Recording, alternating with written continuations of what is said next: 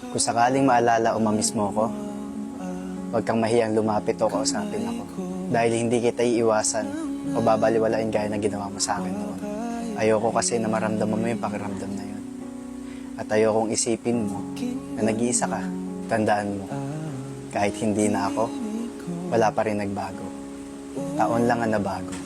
Kasi kung paano mo ako nakilala noon, ganun pa rin ako hanggang ngayon.